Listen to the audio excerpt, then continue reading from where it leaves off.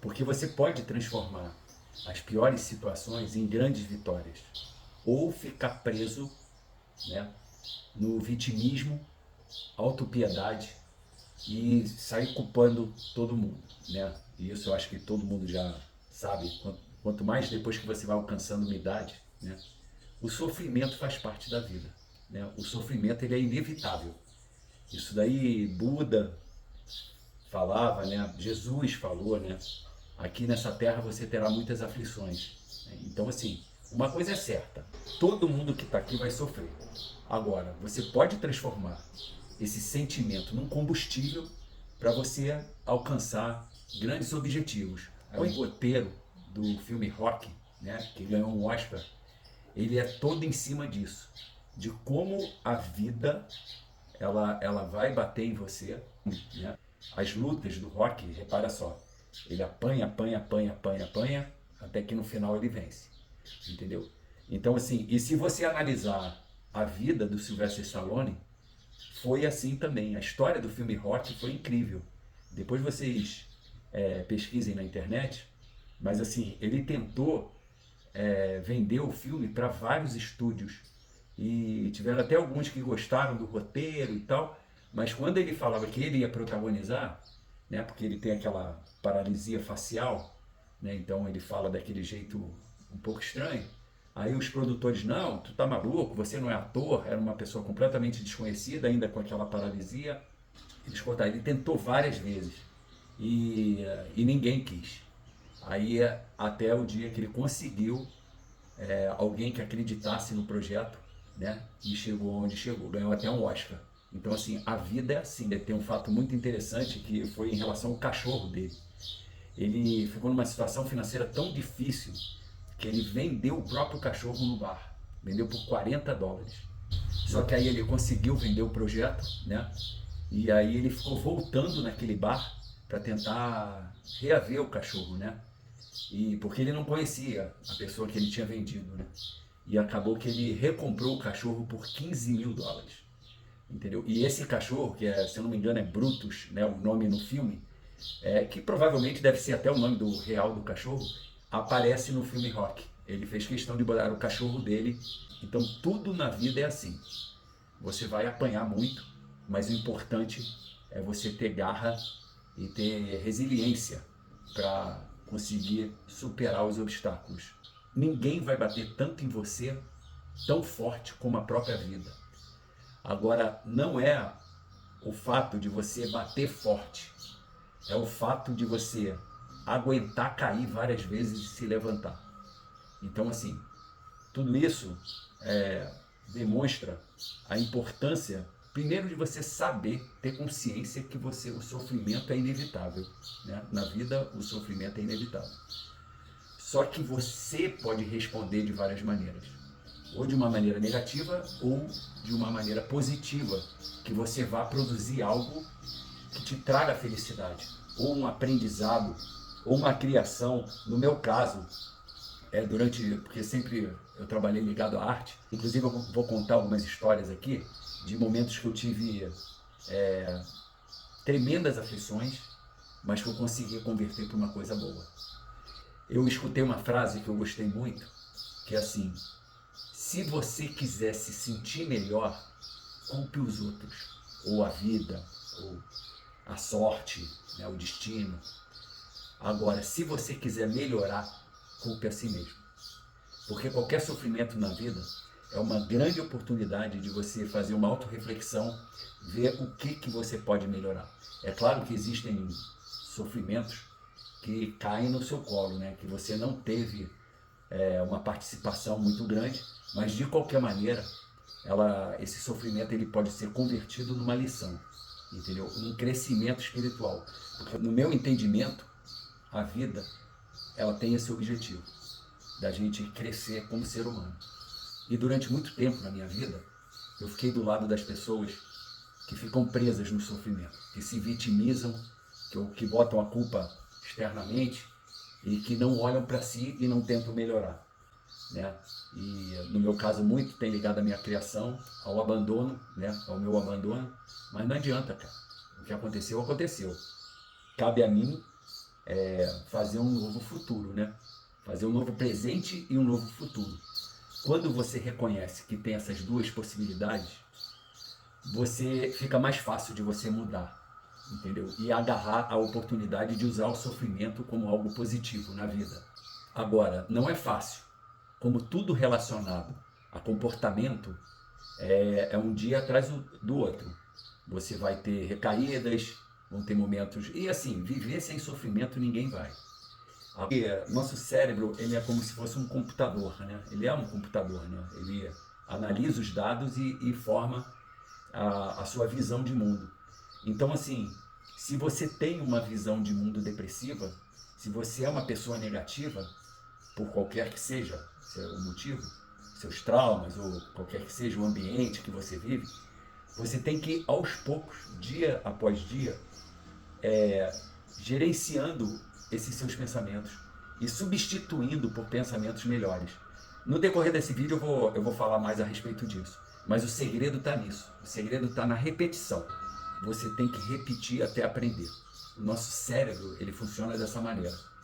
Então, repetindo, tendo consciência dos pensamentos e procurando ter pensamentos melhores, você consegue aos poucos ir mudando o seu mindset. Porque acaba que nosso cérebro, ele cria um novo padrão através dessa repetição. Aquilo ali passa a ser o normal, entendeu? Nesse vídeo, eu vou contar várias situações que eu consegui virar o jogo, que eu fiz isso. Eu transformei um determinado sofrimento em uma coisa produtiva, uma coisa positiva, ou um ensinamento, ou até mesmo uma criação. E no meu caso, é ligado à arte, né? Eu vou falar 3 situações. O primeiro foi muito ligado à minha fobia social, né? Que eu tinha pânico de falar em público. Foi uma situação que eu me senti muito mal, mas que eu usei para criar uma vinheta da Globo. E foi uma das vinhetas que tiveram um alcance maior, porque a Globo deixou ela no ar durante muito tempo. Depois inclusive eu vou mostrar para vocês, né? A outra situação foi um término de namoro e eu vi a minha ex com outro cara na praia, entendeu? E eu me lembro muito bem desse dia, essa cena ficou congelada na minha cabeça. E eu voltei para casa e eu já estava com um trabalho, né, uma ilustração, que foi até para o Flávio Canto, né, aquele medalhista olímpico, judoca. Ele tem um projeto na Rocinha que se chama Projeto Reação. E aí eu virei a noite desenhando. Não foi só nessa noite, eu continuei trabalhando nos outros dias, porque foram 3 ilustrações, mas esse job, né, esse trabalho especificamente, na minha carreira como ilustrador publicitário, foi o trabalho que alcançou um sucesso maior. Entendeu? Eu botei toda a minha emoção ali, da tristeza de ter visto ela com outro, botei ali no trabalho, e só para vocês terem ideia, esse trabalho foi finalista em Cannes. Então, assim, foi de longe o trabalho na minha carreira, e dali abriu várias portas, eu comecei a ilustrar para várias agências de propaganda. Então, assim, eu consegui canalizar aquele momento que eu estava muito triste para uma coisa muito produtiva. E a outra situação foi quando eu descobri o mercado financeiro, né? Que aí eu entrei no pior momento possível. Eu entrei em 2007, quando eu estava no topo histórico do Ibovespa, e achando que eu ia ficar milionário e tal, e aí a bolsa derreteu, né? Teve a crise de 2008. Eu cheguei a estar perdendo um apartamento na época, e só que aí eu converti aquela agonia, só para vocês terem ideia, eu bebia vinho para assistir o jornal de notícias de economia, porque eu não estava aguentando ver o dinheiro que eu tinha colocado lá. Não é um dinheiro herdado, eu trabalho desde os 15 anos, então assim, todo o dinheiro que eu tenho, o patrimônio que eu tenho foi muito suado, eu sempre trabalhei muito na minha vida, e ver o dinheiro desaparecer é uma coisa assim, não é para qualquer um não. Isso daí, e na crise de 2008, eu vi 2 circuit breaks no mesmo dia, que é quando a bolsa cai tanto que paralisa, né? É um sistema automático para conter o pânico, né? Então, assim, a Ibovespa para de funcionar porque o pessoal está louco. Então, eu vi 2 no mesmo dia. Era uma coisa assim, literalmente você vê o teu esforço de uma vida inteira virar pó, né? e eu converti esse sofrimento, eu consegui não tomar as atitudes erradas e converti esse sofrimento em estudo. Aí eu falei, fiz besteira, entrei e não sabia direito, e aí eu só tenho uma coisa a fazer, estudar. Então foi mais um exemplo, mas eu vou contar com mais detalhes mais para o final do vídeo. Agora, essa técnica de converter o sofrimento em algo positivo é uma técnica muito utilizada entre os artistas. Você vê que os artistas são pessoas com mais sensibilidade e geralmente eles canalizam essa sensibilidade, esse sofrimento para a criação. Né? Você vê vários exemplos, tanto aqui no Brasil como no mundo inteiro. Tanto é que tem vários artistas com problema de drogas, suicídio, porque o artista ele ama mais, mas ele sofre mais. Entendeu? Então, essa técnica ela tem que ser usada com parcimônia, porque o sofrimento ele pode viciar. A partir do momento que você enxerga que o sofrimento é uma energia poderosa para a criação, você acaba meio que se viciando no sofrimento. Porque que foi uma coisa também que eu experimentei. Que hoje em dia, eu fazendo uma reflexão da minha vida, eu enxergo nitidamente isso. Que eu acabava de uma maneira ou de outra buscando pensamentos ruins para me motivar e usar aquela energia para criar algo positivo, entendeu? Que atenuava esse sofrimento. Mas daqui a pouco eu já estava no mesmo círculo, no círculo vicioso. Eu lembro muito bem que teve uma vez quando a Ana Carolina estava despontando assim, estava no início da carreira e estava explodindo, ela foi no Faustão e o Faustão perguntou para ela, não, mas você não é daquelas artistas que precisa sofrer para criar, né? Porque ela é bom astral, assim, né? Aí ela chegou e falou, não, eu sou dessas artistas. É uma coisa muito comum, né? Você vê outros exemplos também fora, criações lindas que foram feitas, artistas que tiveram grandes tragédias na vida, perder filho, fim de casamento e tal, e o artista ele converte isso numa belíssima criação. Agora vamos à técnica de lidar com os sofrimentos na vida, né? Uma coisa que eu pesquisei em diversas áreas e que eu utilizei na minha vida. Eu não sou psicólogo, não sou especialista em nada, mas é aquilo que eu já falei nos outros vídeos. Se eu puder contribuir de alguma maneira, né, para que uma pessoa se sinta melhor, eu já estou satisfeito. E o outro objetivo desse canal é passar essa experiência para minha filha, né? Que ela só tem 6 anos hoje em dia, ela é a grande razão da minha vida.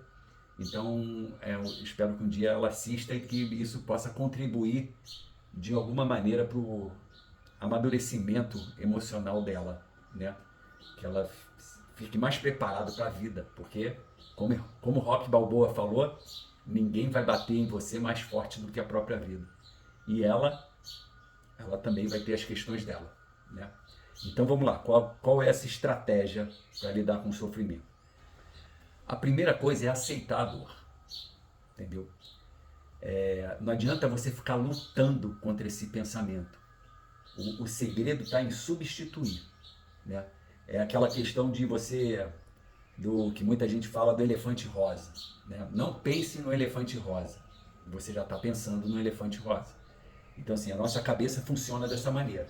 Se você tentar lutar contra esse sentimento, aí que ele não vai sair da sua cabeça, entendeu? A primeira coisa é você reconhecer. E muitas vezes o motivo do seu sofrimento ele é válido, entendeu? Ele é válido. Então assim, você reconhece, existe um motivo para que eu esteja sofrendo. Isso é fato. Agora, como é que eu vou reagir contra isso? Esse é o X da questão. A segunda técnica é a dicotomia do controle, que é um preceito estoico. Nada mais é do que você analisar o fato gerador do sofrimento e pensar, isso estava no meu controle? Estava no meu controle ou isso não está no meu controle? Isso é de uma grande sabedoria, né? Os filósofos estoicos, eles viveram 200 anos depois do nascimento de Cristo, né? E é uma linha de filosofia que eu gosto muito, que eu estudei bastante. Então, a dicotomia do controle é só isso. É só você identificar. Ah, aconteceu tal fato na minha vida, né? Isso está no meu controle? No caso lá do mercado financeiro. Eu errei. Eu entrei no mercado financeiro sem estudar, né? Isso é fato. Mas eu tinha controle sobre a crise de 2008? Eu que fiz lá o subprime? Eu que agi de maneira gananciosa nos contratos de subprime? Não, eu não. Então, assim, eu não tenho mais o que fazer. Agora, tem como eu reagir. Eu poderia ter pego e vendido todas as minhas ações no prejuízo e nunca mais querer saber de mercado financeiro, ou então eu podia estudar e aprender. E foi o que eu fiz. Entendeu? Então a sua reação é o mais importante. A terceira técnica se chama amor fati, que também é um preceito estoico. Tem muita gente que dá crédito ao amor fati a Nietzsche, né? Mas Nietzsche estudou estoicismo, então ele até escreveu a respeito do amor fati, mas o amor fati é anterior, é estoico também. É o fato de você amar o seu destino, entendeu? Tudo que acontece na sua vida tem um propósito, nem que seja para você crescer como ser humano, um aprendizado, ou um combustível para a criação, alguma coisa você pode tirar de proveito de tudo da sua vida, de tudo. Então, aconteceu? Aconteceu. Agora vamos ver a melhor maneira de lidar com essa situação. Se você buscar numa questão mais espiritual, existe um termo em inglês que se chama surrender, né, que é se render, que aí é um lado mais até cristão, né? É você se render à vontade de Deus. Se Deus colocou isso no meu caminho, era para eu viver. Então, vamos lidar com a situação. A quarta técnica é identificar o aprendizado. Porque em toda situação difícil tem um aprendizado. Se isso aconteceu comigo, o que isso quer me mostrar? O que essa situação quer me ensinar? Porque as grandes lições dessa vida geralmente vêm nas situações mais difíceis que a gente passa. Isso é fato. Você pode analisar a sua própria vida e que você vai ver isso. E na vida dos outros também. E a quinta técnica é use como combustível. A partir desse sofrimento, você transforma essa energia para criar algo positivo, para você aprender algo. O importante é você não ficar paralisado no sofrimento. É você transformar a dor em ação. Ao invés de você ficar remoendo, pensando lá no elefante rosa, começa a pensar num dinossauro verde. Entendeu? Então, muda teu foco. Porque não adianta você ficar, não vou pensar no elefante rosa, não vou pensar no elefante rosa. Muda. Inclusive, nesse exato momento, eu estou aplicando essas técnicas, né? Porque hoje é dia 31 de dezembro de 2024, né? Véspera do Ano Novo, e Isabela viajou com a mãe e com os avós, né? Foi para um cruzeiro, né? Ela está aproveitando bastante. Mas assim, eu estou triste, com certeza. Eu gostaria de passar o final do ano do lado da minha filha. Mas aí, eu estou utilizando exatamente essa técnica, né? E eu posso até recapitular para vocês verem esse caso concreto, né, da Isabela longe de mim, a minha filha, que eu amo tanto, longe de mim. Vamos usar esse exemplo. Primeiro, aceite a dor, né? Não tem jeito. Ela viajou, ela não está do meu lado. Eu estou com saudade dela, eu amo muito ela e gostaria de passar o Réveillon com ela. Mas não tem jeito. Então, assim, estou sofrendo? Estou sofrendo. É uma dor válida? É uma dor válida. Agora, como é que eu vou reagir quanto a isso? Né? Dicotomia do controle. Né? A segunda estratégia, a segunda técnica. Eu tinha controle sobre a viagem dela? Não, eu não tinha. A mãe dela definiu e está tudo bem. É uma experiência bacana para ela. Ela vai estar feliz, ela está Ela vai estar vivendo uma coisa que ela nunca fez, né? Eu nunca fiz um cruzeiro na minha vida. Então, assim, a partir do momento que eu não tinha o controle, tá bom, agora vamos ver como é que eu vou reagir a isso, né? O amor fati. Se Deus colocou isso, né? Ou surrender, né? Se Deus colocou isso, é porque tinha que acontecer. Então, assim, eu tenho que olhar pelo ponto positivo, assim, isso vai ser muito bom para ela. Ela vai viajar num cruzeiro, uma experiência maravilhosa, assim como foi a Disney, né? Tudo que é experiência na vida é válido, a gente vai somando.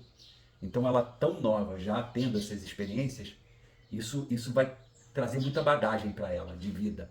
Então, além do mais, ela sabe que o pai dela tá esperando por ela e não é a proximidade física que importa, né? Eu, eu que tive uma criação de abandono, né? Foram dois. O meu pai, ele me abandonou, inclusive fisicamente, porque ele mal me via. E minha mãe morava comigo, aliás, eu morava com ela, né? Eu morava com ela e ela me abandonou, mesmo estando perto. Então, assim, isso daí não. Até foi uma coisa que eu sempre falei para os meus amigos que se separaram, né? E hoje em dia eu penso nisso na minha condição, né? O mais importante é a pessoa, o filho, saber que pode contar com o pai, entendeu? O momento que a Isabela pegar no telefone e me ligar, eu vou estar à disposição dela. Então, assim, é porque o duro, quando você é abandonado, é você ter a consciência que você não pode contar com ninguém. Isso que é o mais duro, que você não tem um apoio emocional, apoio financeiro ou de menos, mas principalmente emocional, não dá para você contar. Isso é o... Então, assim, o amor fati nessa... Tem que pensar que eu estou distante, mas que está tudo bem, que ela está aproveitando uma coisa maravilhosa. Identifique o aprendizado, né?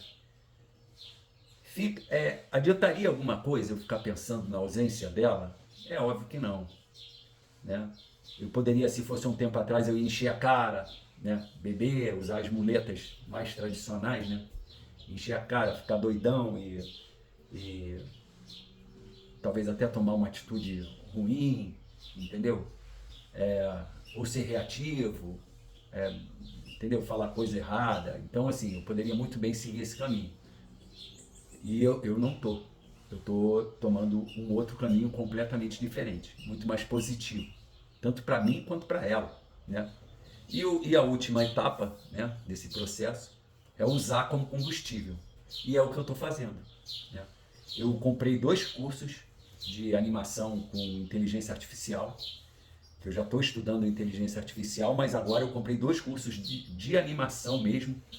Vou usar tanto no canal da Isabela, Oficina de Arte da Bela, aqui no YouTube, que eu vou fazer ela interagindo com personagens que eu vou criar, né, junto com ela. Ela ficou muito empolgada com essa ideia.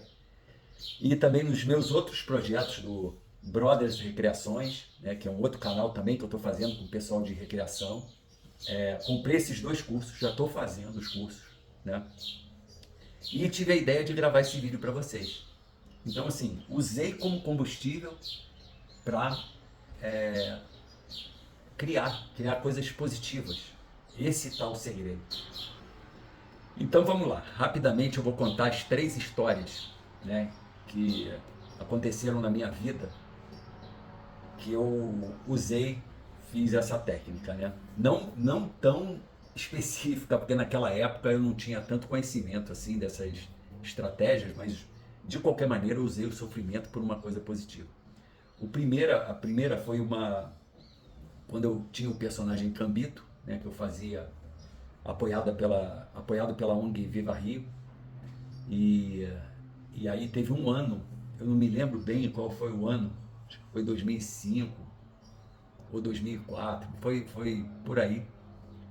O INCA, que é o Instituto Nacional contra o Câncer, ele tem um dia que é 29 de agosto, que é o dia da luta, o combate nacional ao fumo, ao tabaco, né? Ao cigarro. Então, eles fazem campanhas nesse dia.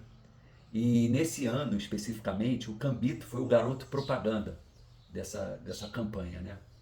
E aí eu produzi cartaz, folder, uma cartilha, eu fiz uma revistinha em quadrinhos também, né? Eu vou ver se eu acho as imagens e coloco para vocês verem, né? Fiz uma revistinha em quadrinho junto com o pessoal do hip hop, foi uma coisa bem bacana assim. E aí nós fomos para Brasília, né? Nesse dia, que era um evento lá, inclusive com o ministro da Saúde, na época era Humberto Costa, e tiveram algumas palestras, tiveram algumas cerimônias lá, e numa das palestras tinha uma moça lá, não me lembro o nome dela, me perdoe, mas ela era responsável por esse setor lá dentro do INCA, e ela estava palestrando, né?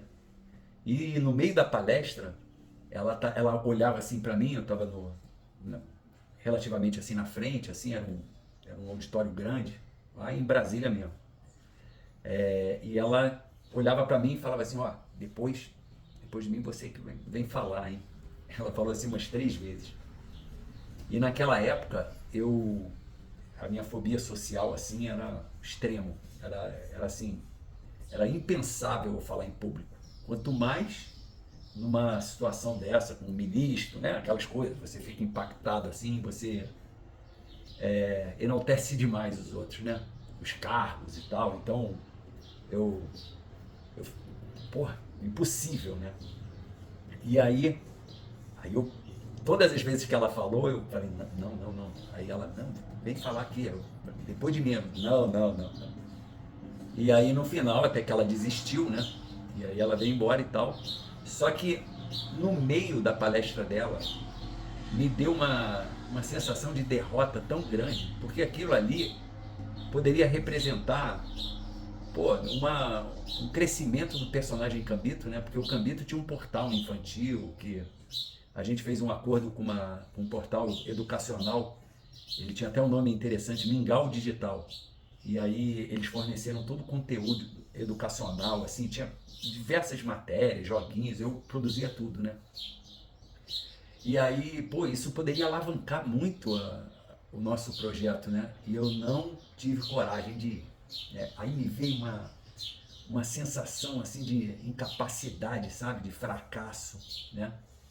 Aí eu peguei um papel, botei assim no chão, que eu estava sentado, não tinha mesa na minha frente, né? Botei no chão e rascunhei a vinheta.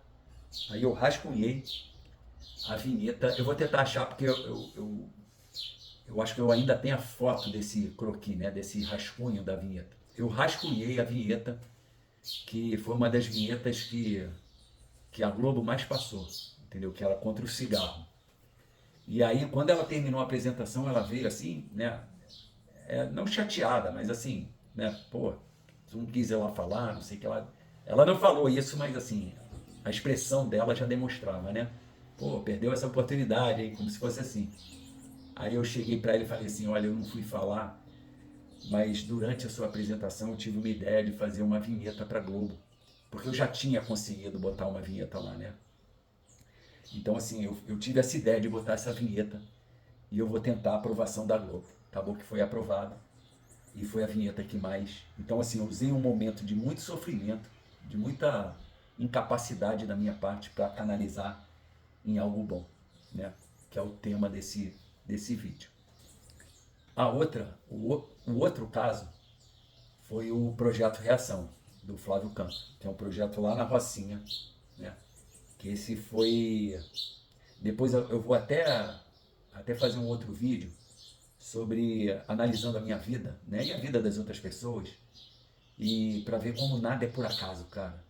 Depois você vai entendendo. Por isso que a gente chega naquele ponto do amor fati, né? De você... porque muitas vezes na vida acontece alguma coisa que você não está esperando e que parece ser muito ruim, mas depois, com o passar do tempo, você entende. Você entende que aquilo ali que aconteceu era o que tinha que acontecer, entendeu? Então, nesse caso do Projeto Reação, eu tinha, eu tinha tido um término de relacionamento, né? Um namoro de 10 anos, né? E uma pessoa que eu gostei muito, mas que nós tivemos um relacionamento um pouco complicado, né? Ela ela tem as questões dela, eu também tenho minhas questões, então, né, mas é uma excelente pessoa, é uma excelente mulher. Mas aconteceu, né? E eu já tinha fechado esse acordo para fazer essas. Era uma campanha que eram 3 ilustrações, inclusive o diretor de arte foi um cara que eu admiro demais, que é o Bernardo Romero. Né? Na época ele trabalhava na Arteplan. E a gente sempre vai ter alguns arrependimentos na vida, né? E um dos arrependimentos que eu tenho é que eu fiquei muito amigo dele. É uma pessoa maravilhosa, ele é espetacular, é um ser humano assim espetacular. E ele me convidou para ser padrinho de casamento dele. E eu neguei pela minha fobia social, entendeu? Então esse é um arrependimento que eu carrego, mas a vida é assim. O que passou, passou, né? Hoje em dia eu estou aqui falando, inclusive abrindo essa questão aqui, né? Mas na época eu não tive coragem de subir no altar, né, de um grande amigo meu, né, que ele se tornou um grande amigo meu. Mas inevitável também. Na vida a gente comete erros, né, por incapacidade. Se fosse hoje em dia, né, eu estaria lá com certeza, porque seria um reconhecimento do carinho que eu tinha por ele. Mas eu expliquei, na época eu falei com ele, falei, olha, é uma incapacidade minha, você me perdoa. Ele ficou muito triste, ele ficou triste, e me arrependo muito, mas vida que segue. Né? Eu já tinha fechado com ele, que eu ia fazer essas 3 ilustrações voluntariamente, porque na época ele trabalhava na Arteplan, e a conta do Flávio Canto era uma conta voluntária da própria Arteplan, entendeu? Então ele falou assim, olha, Otávio, eu não tenho verba para isso, mas esse job é a maneira de você apresentar seu trabalho no mercado publicitário. Então não tenho verba, eu não posso te oferecer nada. Mas você executando esse trabalho, eu vou tentar abrir as portas para você. E ele foi um fiel escudeiro, cara. Porque esse trabalho, por sinal, foi o trabalho, uma performance melhor, alcancei um desempenho melhor, né? Só para vocês terem ideia, essa campanha foi finalista em Cannes, isso me projetou muito e projetou também a carreira dele como diretor de arte. E depois disso ele abriu as portas assim, eu comecei a trabalhar para todas as agências do Rio e de São Paulo. Ele começou, porque o mercado publicitário ele é bem fechado, né? E os diretores de arte se conhecem, né? É um grupo. Então assim, eu saí fazendo para todas as agências e ele virou assim um fiel escudeiro, né? Mas no caso, eu estava na praia, eu me lembro muito bem, a cena é gravada assim na minha cabeça. Eu estava na praia, que é uma praia até meio isolada do Rio de Janeiro, que é a Joatinga, né? Era um domingo e eu estava jogando bola com meus amigos e tal, estava ali, aí eu parei um tempo assim, quando eu olho na beira da água assim, tá vindo a minha ex de mão dada com um cara. E foi uma dor, gente, foi uma dor. E aí engolia seco, né? Veio aquele sofrimento e tal. Aí eu pensei assim, graças a Deus eu tenho essa campanha para fazer. Graças a Deus eu tenho o trabalho realmente é uma grande válvula de escape, cara. Você nunca deve deixar que algum sofrimento prejudique o seu trabalho, porque o seu trabalho é a sua grande válvula de escape, na minha opinião, entendeu? E aí eu cheguei, graças a Deus eu tenho essa campanha para fazer essas ilustrações. Aí eu fiquei lá mais um pouquinho, né? Mas também eu não ia ficar. Seria um masoquismo da minha parte continuar na praia lá, né? Vendo ela com outro sujeito. E aí eu falei, não, eu vou embora, eu vou trabalhar. Aí eu fui para casa, tomei um banho, sentei no computador e aí virei a noite trabalhando. E aí essa campanha não foi só nesse dia, né? Que eram 3 ilustrações, então eu levei assim umas 2 semanas para fazer. Que eram ilustrações, eu vou tentar achar também, vou botar para vocês verem. Que eram ilustrações muito elaboradas, né? Então eu passei 2 semanas fazendo, aí fiz e foi o meu trabalho assim que performou melhor, que chegou até Cannes, como finalista. Imagina se tivesse ganho. Então, esse foi mais um exemplo que eu usei, né, o sofrimento como ferramenta para criar algo, né, positivo.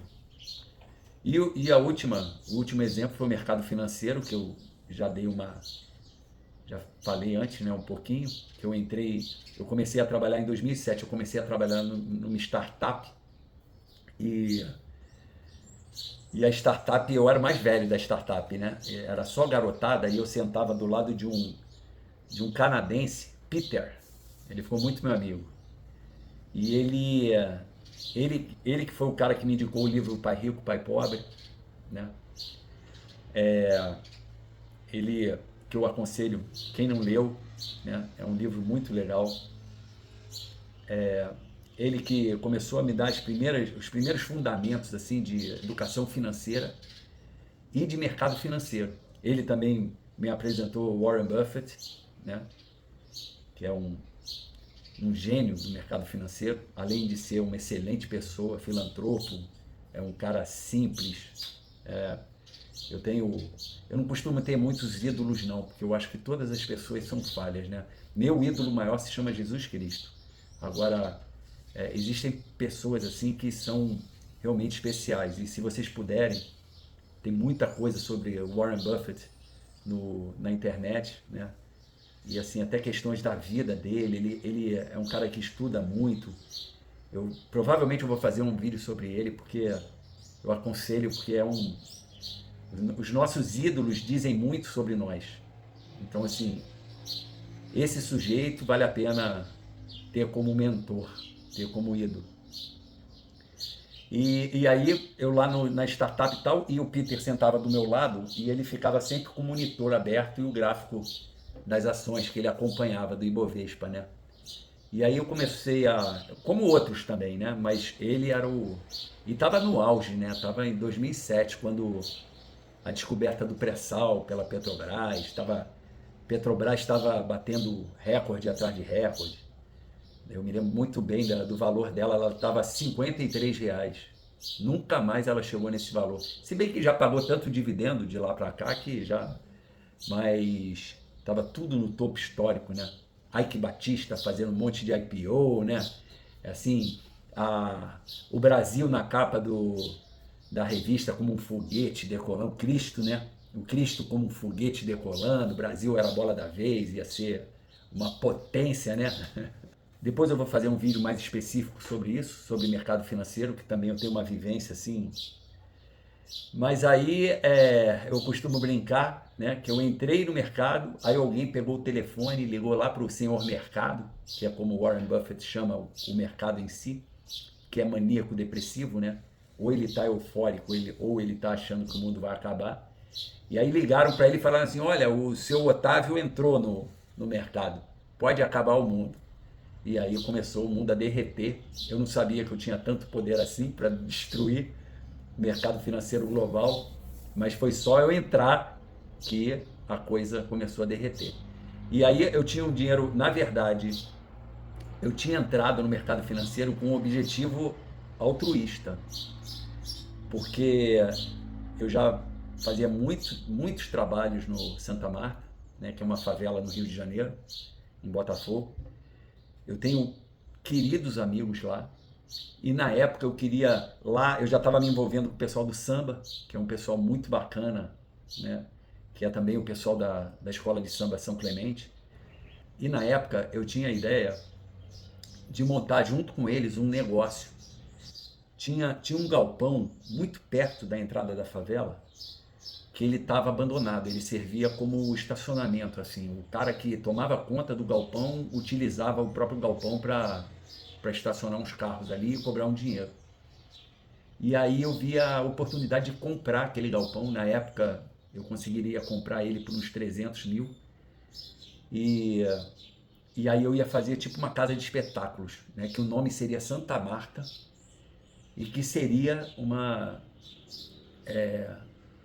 seria tipo uma casa de espetáculo para gringo, com samba, passista, né? Fora, ele ia fazer assim, tipo um restaurante integrado e assim, todo mundo, todos os funcionários seriam da comunidade, entendeu? Então seria uma coisa muito... Então, assim, o objetivo que eu entrei no mercado financeiro não foi para enriquecer e comprar um carro importado. E o meu objetivo era uma ação altruísta, era uma ação filantrópica. Então, quando começou eu acho que isso me protegeu também, porque quando começou a derreter e quando eu comecei a ver o meu dinheiro desaparecer, o dinheiro de tantos anos, eu falei assim, pô, Deus não quer, né? Pelo menos no momento ele não quer que eu faça isso, né? Porque não era um objetivo egoísta. Então, o amor fati, né? Aconteceu. Agora a gente tem que saber como é que a gente vai lidar. A princípio, eu fiquei bem nervoso, né? Aquele dinheiro era um dinheiro muito suado, mas aí teve uma hora que eu parei e falei assim, ó, pô, não tem jeito. E o negócio não parava de cair, né? Chegou uma hora que não tinha nem como vender, porque o prejuízo estava tão grande, eu estava perdendo um apartamento, assim, na época. Aí não tinha nem como vender. Aí eu falei, ó, não tem jeito, ferrado eu já tô, isso é certo, isso é fato.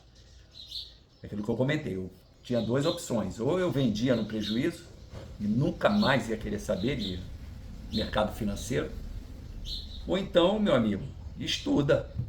Tu não já fez a besteira de ter entrado sem estudar? Estuda. Aí eu devo ter lido assim uns 15 livros sobre o mercado financeiro. Eu li até o livro Bola de Neve, que é a biografia do Warren Buffett, que é um livro gigantesco, né? E aí eu comecei a ler, isso foi dando tempo, né? E como 2008 foi uma queda muito acentuada, 2009 recuperou muito rápido.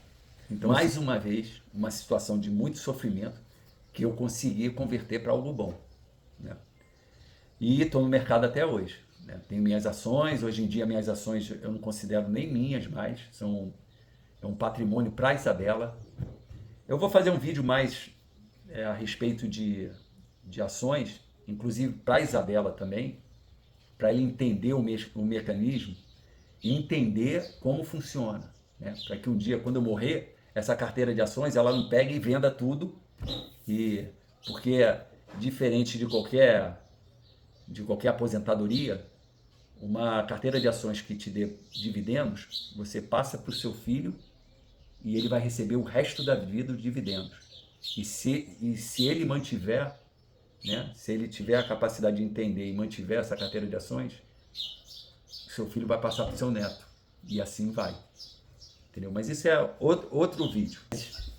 Finalizando, esses exemplos provam que não é o que acontece com você que define o seu futuro. É como você lida com as coisas que acontecem com você. E esse é o principal. Se você gostou desse conteúdo, compartilha com quem você acha que vai gostar também. Se você quiser, se inscreve no canal também. E o principal, deixa um comentário, faz até uma dica ou alguma crítica, alguma coisa que você acha que ficou faltando, porque eu gostaria muito de interagir com as pessoas, né? Eu estou começando agora nesse mundo de youtuber, mas eu gostaria muito de interagir. Então, se você quiser, deixa um comentário que a gente começa a trocar umas ideias. Eu acho que é assim que a gente cresce na vida. Fiquem com Deus e um maravilhoso 2025. Eu vou ser um eterno otimista, porque a gente tem que lidar com a vida dessa maneira. Valeu, pessoal. Obrigado por ter assistido, tá? Forte abraço.